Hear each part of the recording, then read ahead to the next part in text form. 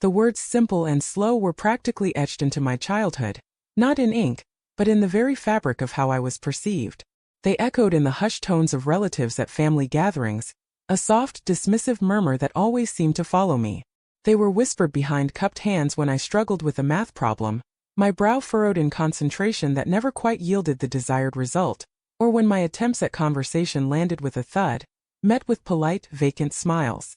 It wasn't just my parents, though their loving concern often felt like a gentle pat on the head, a reinforcement of the narrative.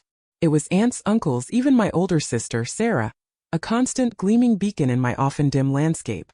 Sarah, who was always the star, the golden child, the one who breezed through everything with an effortless grace that seemed to mock my own earnest, clumsy efforts. While I was the perpetual underachiever, the one who needed extra help, the one whose report cards always seemed to have a few more asterisk comments than achievements. The narrative was set, not by any malicious intent, but by the simple, unassailable logic of observable difference. Sarah was brilliant, quick, and intuitively understood the world. I was well less so. The word often left unsaid, hanging in the air like an unspoken judgment, was simple, or its gentler cousin, slow. And then on one unremarkable Sunday afternoon, the kind where the sun slants through the living room windows in long lazy beams, highlighting dust motes dancing in the still air, the family landscape shifted seismically. My parents sat me down, their usual easy demeanor replaced by a carefully constructed mixture of pride and what looked very much like apprehension. Sarah, they explained, had received a substantial inheritance from a distant relative, a branch of the family tree I barely knew existed. A sum so large it made my head spin even to hear it spoken aloud. $13 million. It was life-changing, universe-altering money, and it was all hers. My parents beamed, their voices bright with excitement detailing Sarah's future, her newfound opportunities, her sheer unadulterated good fortune. I sat there, the familiar heavy weight of being invisible settling over me like a shroud. I offered my congratulations, my voice barely a whisper, a small sound lost in the crescendo of their joy. Then, feeling the need to escape the intensity of the moment, I retreated to my room, the door clicking softly shut behind me. The world in that instant felt distinctly unfair, a cruel cosmic joke where the truly deserving were often punished by circumstance, and the less deserving, those who had seemingly done nothing to earn it, were showered with unimaginable blessings.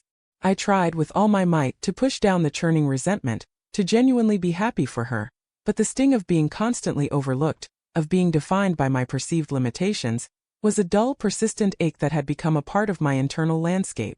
Sarah predictably reveled in it. The initial shock quickly morphed into a boundless enthusiasm for her newfound wealth. She bought a sleek new car, its engine purring with a power I could only imagine. She embarked on extravagant trips, her social media feeds a constant stream of exotic locales and designer purchases. Every mention of the inheritance at every family gathering was accompanied by a small, almost imperceptible, but undeniably smug little smile that flickered across her lips. My parents, caught up in her apparent success and the dazzling display of her new life, often used her as an example, a shining beacon of what could be. Sarah managed to handle her finances so wisely, they'd say, the words aimed in my general direction, a subtle but pointed barb in my quiet existence. She really knows how to make her opportunities count, doesn't she?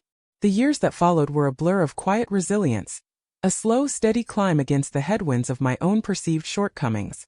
I worked hard not for outward recognition or praise, but because it was the only way I knew to build something solid for myself, a foundation of self-reliance. I found a stable job, one that offered predictability and a sense of purpose, however modest. I saved diligently, each small deposit a testament to my commitment. And I cultivated a small, meaningful circle of friends, individuals who valued me for who I was, not for what I was expected to be. Sarah, meanwhile, seemed to drift, her trajectory far less predictable. The initial, intoxicating excitement of the inheritance began to fade, replaced by a vague, gnawing restlessness.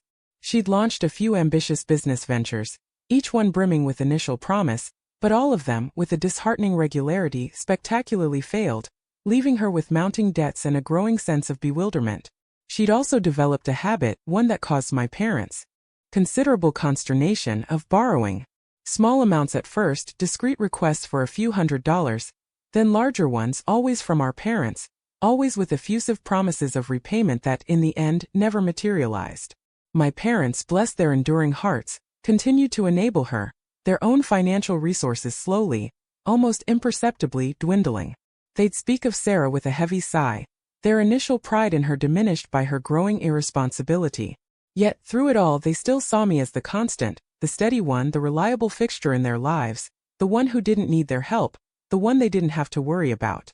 It was a different kind of invisibility, one that, in its own quiet way, felt even more isolating. I was the dependable, unremarkable backdrop to Sarah's increasingly chaotic and precarious life. Then, on a crisp Tuesday afternoon, a day much like any other, a formal cream-colored envelope arrived in the mail. It wasn't a bill or a piece of junk mail or a familiar holiday card.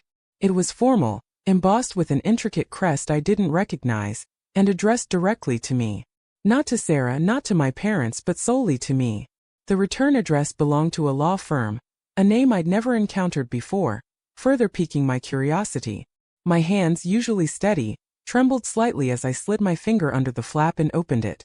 Inside was a single sheet of thick, high-quality paper. It was a notification from the trustee of the very same distant relative's estate that had so generously gifted Sarah her initial windfall.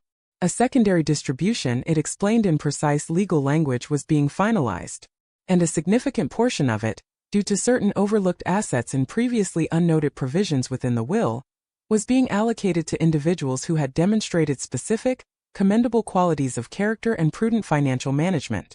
My name, to my utter astonishment, was at the very top of the list. It wasn't 13 million. Not even close, the letter made that clear with its carefully worded caveats. But it was a substantial sum, a figure that made my breath catch in my throat. Enough to secure my future.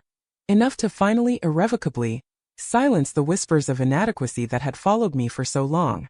Enough to feel for the very first time truly seen.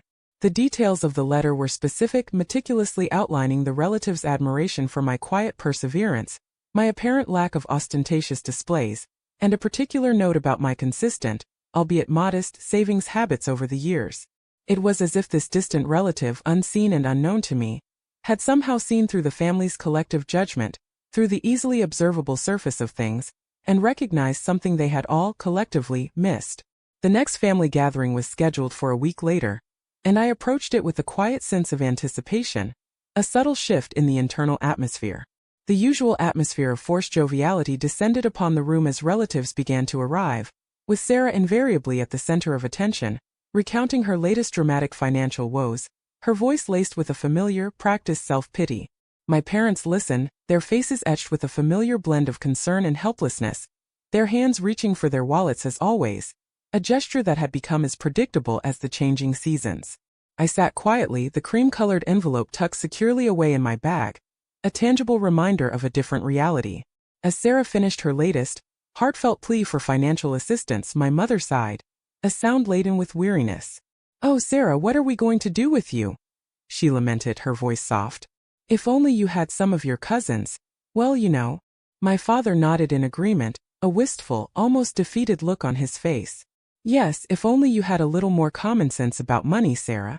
Just a little more prudence."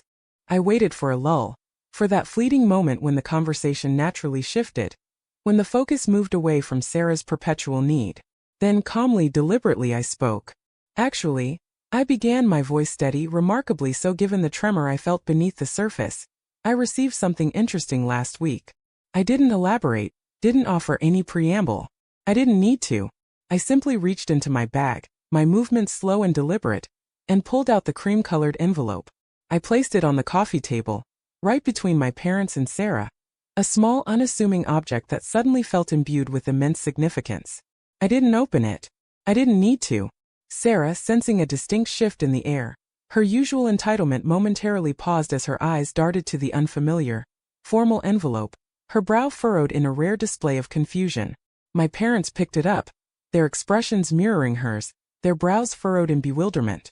As they read the first few lines, their expressions began to change, a subtle but profound metamorphosis. Disbelief flickered across my mother's face, followed by a dawning, almost stunned understanding. My father's mouth hung slightly open, his gaze fixed on the words before him. There was a beat of silence, a heavy, pregnant pause that stretched out, thick and palpable. Sarah, seeing their reactions, her own curiosity now piqued and tinged with suspicion, snatched the letter from my mother's hand. Her eyes, usually bright and confident, scanned the page rapidly, her face draining of color with each passing word. The smugness that usually clung to her like a second skin, a protective layer against the world's harsh realities, evaporated completely, replaced by a look of raw, unadulterated shock. Then a flicker of something ugly, something I recognized with a pang of sadness, emerged: envy, swiftly followed by resentment. She looked at me, really looked at me, as if seeing a stranger for the first time in her life. Her voice, when it finally came, was a strangled whisper, barely audible above the sudden thumping of my own heart. What is this? I met her gaze, my own calm and steady, a quiet confidence blooming within me. It's a notification, I said, my tone neutral, devoid of any triumph, any gloating. From the trustee. Apparently, I added, a subtle emphasis on the last word, they appreciate different qualities. My mother reached for my hand, her grip surprisingly tight, a desperate anchor in the shifting currents of the room. But how? Why you? She stammered, her voice filled with a mixture of awe and confusion. It seems, I said, my gaze drifting briefly to Sarah's stunned, almost disbelieving face, that they valued prudence and quiet perseverance. The words hung in the air, simple yet devastatingly effective. The rest of the evening was a study in awkward silences and subtle, yet undeniable shifting dynamics. Sarah barely spoke, her eyes glued to the cream-colored envelope as if it held the secrets to a lost world. Her mind clearly racing with 1,000 unwelcome thoughts, a chaotic internal monologue I could only imagine. My parents kept looking at me, their expressions a complex blend of pride, a deep resonant pride that felt entirely new, and I suspect a touch of bewilderment, as if they were finally seeing me through someone else's eyes, a clearer, more accurate lens. They asked me a few cautious questions, their voices softer, more inquisitive than before, which I answered simply, without embellishment, without any need for boasting or unnecessary detail. The ease with which they had always dismissed me, always compared me unfavorably to Sarah, now felt like a distant memory, a relic of a past that no longer held sway. It was replaced by a new, unexpected respect, a quiet acknowledgement of a worth they had previously overlooked. Sarah, for the first time in her life, seemed truly lost for words, the usual glib retorts and dramatic pronouncements failing her completely. The narrative, the deeply ingrained story that had defined my childhood, had been irrevocably altered, not with a dramatic explosion, but with the quiet, almost imperceptible rustle of a formal legal document. The judgment that had defined my childhood, the labels that had clung to me like burrs, had in the end proven to be utterly insignificant. The silence that followed, a silence punctuated by the gentle clinking of ice in glasses and the murmur of distant conversation, was for me a form of profound, quiet justice. It was the sound of a lifetime of being overlooked finally giving way to the quiet hum of being recognized.